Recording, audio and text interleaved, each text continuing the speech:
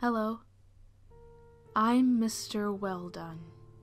I watched the copulation which conceived you, and I screamed in horror.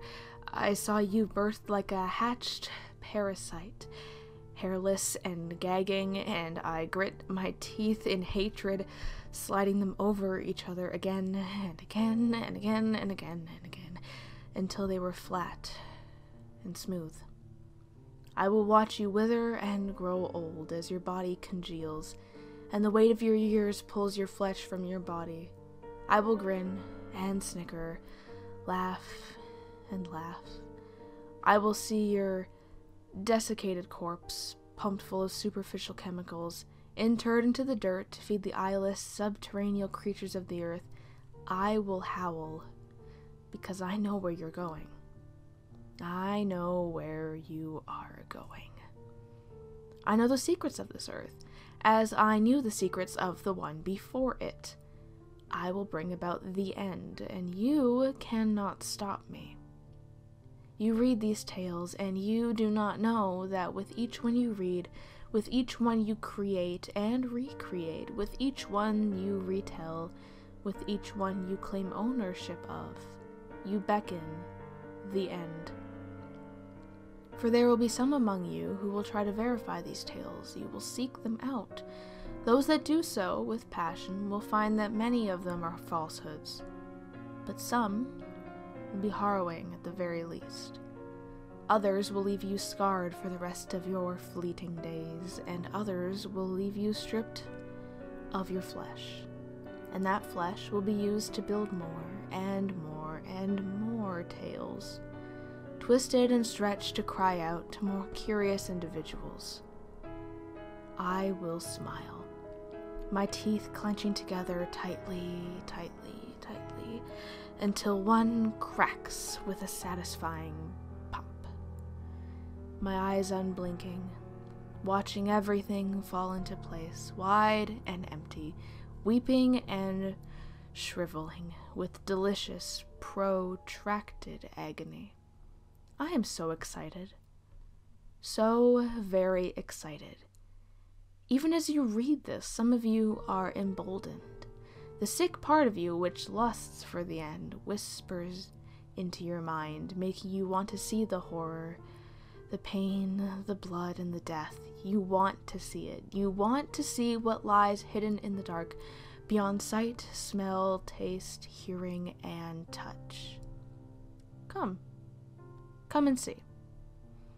I will show you such wonderful things. Hello. It is not what you cannot see in the dark that you fear. It seems the masses had conformed themselves around the trite statement, people fear the unknown. Humanity finds a strange comfort in this statement. If people did indeed fear the unknown, this statement would be akin to locking eyes and spirit with that soul-rendering horror which lurks unseen in the back of every human's mind. No, it is not what you cannot see in the dark that you fear. It is what you will see. If you gaze long and hard into it, you will see that thing you know you will see. You will attempt to assuage that sting of fear in your mind by numbly assuring yourself that it's simply a figment of the rampant facilities of the subconscious. It is not. Yes, we fear the dark for a reason. The reason is not what you think it is. Hello. Many fellows in their markedly less than infinite wisdom choose to prove their gender and sexual orientation by seeking out a local rumored to be frequented with the events of the supernatural. What a loathsome and paradoxical term, supernatural. How can a thing be above nature when it is naturally occurring? I digress. Many such brave souls who set in search of the nocturnal thrills of the unknown find that there is little to fear, despite the cold sweat they feel, and choose to take this evidence as the answer to whether or not the supernatural exists in our shared perception of the world. What fools. Indeed, if one steels themselves overmuch, such an individual may find that he will never see anything beyond the mundane. It is those that embrace their fear that find much more startling evidence supporting the possibility of earthly entities and energies beyond our current understanding. Fear is more than a biological warning to impending danger. It is a sense, with little difference than the 5 most people are familiar with. To ignore one's fear is to close one's eyes to such secrets possessed of beauty beyond most mortals' imaginations. And so I impart this advice upon those who wish to confirm the existence of the supernatural. Exalt yourself in your fear. Stoke its fires and seek out the darkness. You will see such wonderful things. Hello. Of all the most wonderful things to be seen in this world, the best of them lay in the periphery of the worldly. The superficial, the mundane, the worthless, duplicious, wretched, horrid, loathsome, hated, despicable, sickening, vapid reality which humanity clings to. Pardon me. But in the corners of the eye lay unknown gems amidst the refuse. Those flittering shapes humanity unconsciously assigns to the readily explainable, acceptable normalities of the social world which haunts us, leaving us with a vague fear that begs our eyes to close so very tightly when the lights are put down for an evening's rest, and not to open again until the reassuring light of the morning dispels the possibilities of the darkness. What waste! What ridiculousness! Open your eyes, use the wondrous capabilities of this fantastic organ. As you go about your evening hygienic rituals, I suggest you pay indirect attention to the cold black of the hallways waiting outside the door. Wait for the inevitable thing, out of place with the characteristic stillness of the night, swiftly passing by to unknown destinations. But do not acknowledge it. Do not. Some things are best only seen and not interacted with in other ways. For in seeing that which believes itself unseen, awareness comes with the most severe of consequences. Yes, so severe. Do behave. Look, but do not touch or speak or taste.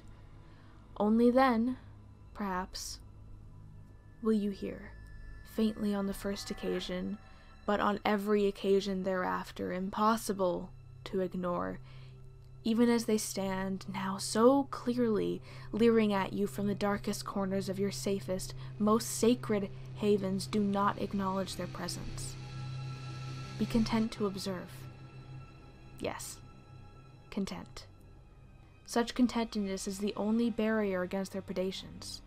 If you can do this, if one can stand the temptations of the darkness and control one's primordial self, perhaps then you will be prepared.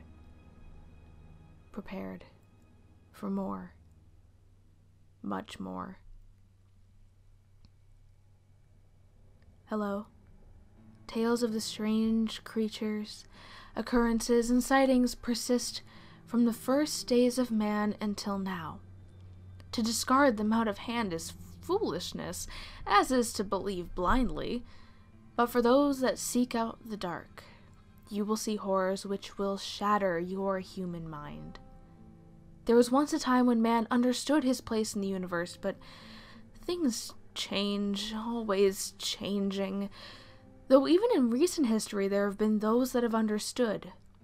However, such individuals' wise insight is turned to examine the mundanity of nature rather than its unexplainable qualities. What waste! The bulk does not understand.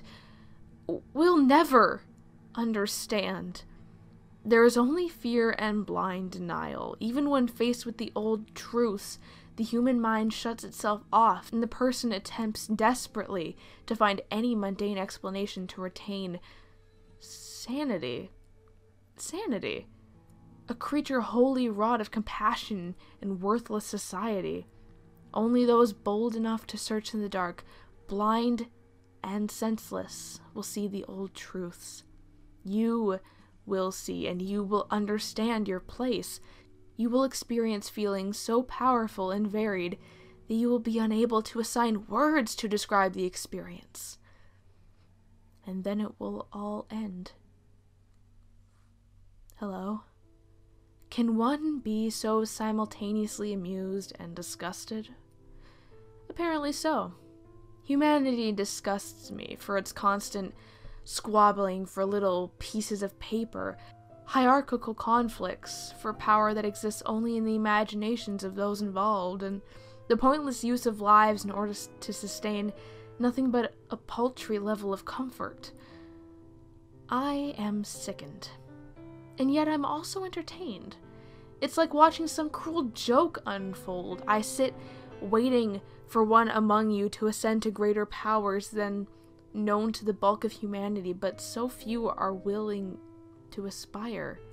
So full of yourselves, so assured that you already know the workings of the universe, you rob yourself of the greatest mysteries. I cannot wait. I cannot wait. I cannot wait to see it all end. I cannot wait to watch you scream and suffer.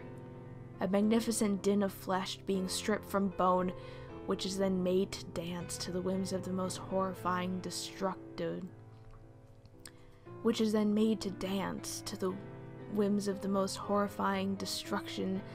The sentient portion of the universe has borne witness to.